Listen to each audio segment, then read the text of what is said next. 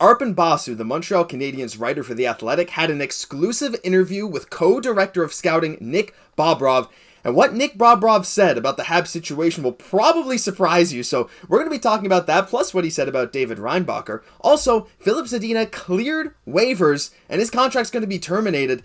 We're going to revisit the idea of maybe should Montreal give him a shot if it's even cheaper than before? So you won't want to miss this edition of Habs Digest. Jesse, the first thing, this whole Nick Bobrov interview was kind of wild. He's speaking about the Reinbacher pick. He's speaking about the Habs' philosophy when they're drafting. And I will say first off that it's a really interesting view into, like an introspective view into the Habs sort of scouting division and what they do. Were you surprised at all before we get into the article that he was kind of giving some of the details of exactly how they go about scouting players?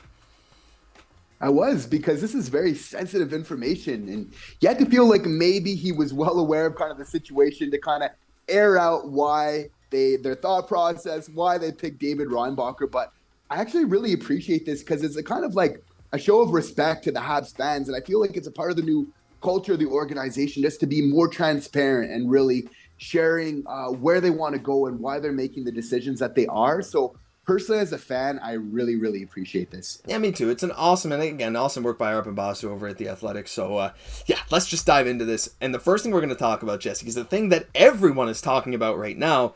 Nick Bobrov was asked a question about, why in a draft where there's a lot of highly talented forwards, a lot of great scoring forwards, did you pick a defenseman when next year's draft class seems to be more rich in defensemen? And here's his response. Well, I would say we have players right now on the team who are developing every month, every year, whether that's Suzuki, Caufield, Dach, or Newhook coming. He can score goals. Slav can score goals. We feel we have scoring that's going to rise with the rise of these still very, very young players.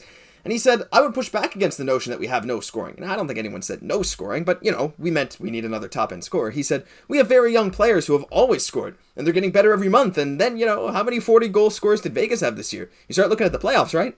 The playoffs. Well, Nick, I don't know. I understand that.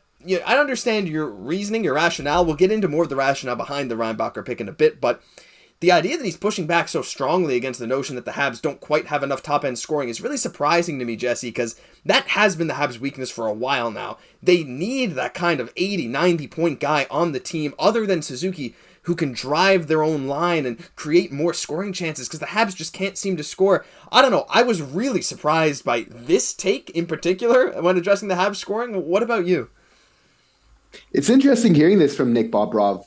A point I think he probably, kind of makes to kind of mitigate that is saying how, offense, it comes from a good first pass, which I feel has been a problem with Montreal for a while now, just not having those mobile kind of defensemen that can really link the play, because you can have all the talented offensive players in the world, but if you don't get that first good pass to them, I mean, it's not going to happen, right? So again, getting back to some of the things we've been talking on the channel of this pick really being like a foundational pick for the Habs to really, okay, let's make sure we're building from the crease out. We're getting that first pass, to our young players and then going from there. But I mean, it is a good point that you bring up, Josh. It's like all these players are very young. And when you think of goal scoring in the NHL, especially nowadays, this is your number one most important thing, right? So I mean, you almost feel like you're putting all your eggs in one basket by relying on your young guys for this. So I have advocated recently that I feel like, they had to go to free agency, whether it was for a right-hand defenseman, because that was a need on this team,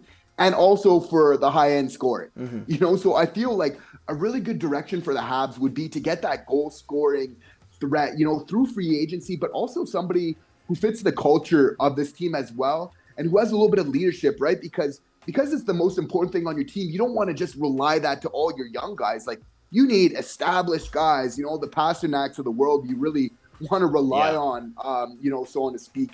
I feel like that would be a really important element. I think Sean Monahan, Gallagher, obviously these guys that provide some leadership to the offensive core, but you want that goal scorer that also with that experience, and I don't think that he's going to eliminate Nick Suzuki. I think just to kind of insulate him a little bit more, I hear where you're coming from, I think would be needed as well. Yeah, it's very interesting because he mentions 40 goal scorers too. It's like Caufield to do that. You don't need like a ton of 40 goal scorers, but what you still do need is a top line driver, right? Like Suzuki can do that. He's maybe, as of his skill right now, I think he'll develop into a 1C on a cup contending team, like that kind of level. But I mean, look at some 2Cs on really good teams. Maybe the Leafs aren't cup contenders, but someone like John Tavares, or you look at the Avalanche and Gabriel Landeskog, right? These are really good players. You just need, even if it's not a goal scorer, someone who can still score like 90 points. Someone like a Mitch Marner, right? He's a guy who's, I mean, again, not a great playoff performer, but is what it is. That kind of guy who can drive your top line. So I agree to some extent with his, assessment that you can still build the right way without having to go get a super top end goal scorer, but you still need those guys to drive it and to rely only on, not only just only on your young guys, but the potential that you just don't know of your young guys, especially on someone like Newhook and Slav, where we just have no idea where they're going to end up. Seems a little risky. But let's get into some of the other quotes from the article really quick, Jesse. Talking more about Reinbacher, they say when they're drafting throughout their process, they need a lot of passion, right? Sometimes there's a lot of passion, sometimes passion disappears, but clearly the passion was felt about Reinbacher, despite their own attempts to convince themselves of other options, because he said they usually have 2-3 options at every pick. They try to convince themselves for and against all the guys, and the passion takes over. And also they said, we feel with David, he's the type of defenseman who can play with anyone. He can play with Mailloux, he can play with Xhekaj, he can play with Guhle. You don't have to worry about trying to match it perfectly because he's such a well-rounded player that everyone's going to want to play with him, and he does everything right in terms of, and then goes on to list every single positive aspect of a defenseman. So really interesting insight into the drafting of David Reinbacher. Clearly the versatility and the ability to play with pretty much any other D partner, including Lane Hutson, who he didn't quite mention there, was really valued highly for them. So, and they felt passion for him. So all in all, though, despite the first interesting quote, I think this is a very rational and kind of a great take about the draft pick. What do you think? Definitely. I think we have a new nickname for a young defenseman, Davey Swiss Army Reinbacher. Oh, yeah. He can just play with anybody. But what's so nice about reading this article is, looking at the analytics, how they really relied on that so much more than in previous years in making these type of decisions. So, I mean, I think that that's really sound. I like how they're really vetting everything of looking at the pros and the cons. But when they were looking at David Reinbacher, they were seeing that his analytics numbers were as good as any other big defenseman that they've seen from the past. So, I mean, this is saying a lot, right? This is a shift in the Canadiens culture. A couple of years back, we wouldn't have picked Reinbacher because we wouldn't have been relying on analytics so much, right? He was a little bit of a late riser, but he's really kind of come into his own. But what I like about his game is that, he makes those simple right plays. And, to win in playoff hockey, that's what you have to do. You have to do those simple right plays. And surprisingly enough, Nick Bobrov, he actually kind of throws some shade at Michkov, kind of alluding to him as being like avoiding shiny objects, which, obviously I was big on Michkov before the draft and everything. But I mean, I can understand what the man is saying. Like, when you want to win in playoff hockey, it takes simple, effective plays. It's not always the razzle dazzle. It's not the shiny plays that always kind of take you over the top. And he makes the point of Vegas not having that 40 goal scorer. While you still need that on the team, it's a lot of these, you need a balanced team, which I find is really, really important. So just interesting to kind of see their thought process of just, they're thinking David Reinbacher is just a stable kind of player that they can build the rest of their organization on. And maybe that's where they were coming from with this. I think so too. And they also mentioned, right, Reinbacher has better scoring numbers than Roman Josi at the same age in the same league. So very, very interesting stuff. They can definitely understand the pick more, but still a bit of maybe some questions left to be answered on the scoring front. Quick thing before we end the video, Jesse. We're going to talk a bit about Filip Zadina, and I know we talked about him the other day, but he cleared waivers for the purposes of a contract termination. So, he's gone. He's forfeiting like millions of dollars with the Red Wings, kind of betting on himself getting a contract with another team to be able to prove himself to move forward. I mean, this is either going to be a legendary bag fumble or he's going to get a chance with another organization and shoot himself to the stars. And he's on unconditional waivers as of today. He's foregoing $4.56 million left on his deal. Do the Habs consider him now that he's going to be definitely at a cheaper price tag? Because it's not going to be that much. It's not going to be $2 million. I'd say a bunch of teams are lining up to offer him 1.2, something like that, maybe for a year just to prove his talents. Or do you kind of stick and pat with what we said before, and we just have too many forwards and it'd be too much of a logjam?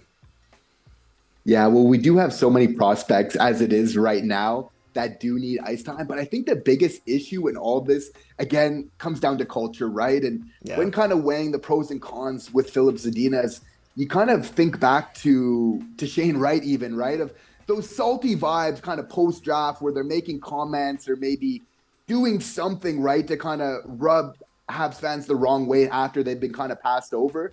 Filip Zadina had that quote of after being passed on by the Habs, who he thought he was going to go to, that, he was going to fill the puck with lots of, fill the net with lots of pucks, which, he hasn't quite done yet, but just, I think the Habs are very reluctant to bring on any type of player that has any sort of attitude issue or just anything. I think they really want to start fresh. We're in a rebuild. We kind of turn that page, and just with those young guys, I think that's probably some of the biggest reasons of why we'd probably pass on this one. Yeah, I'm on board with you. I think fully. I mean, he's not been able to work out with a lot of line mates, and I think just blocking, like we said in the other video, we're not just going to spend 5 minutes here repeating ourselves.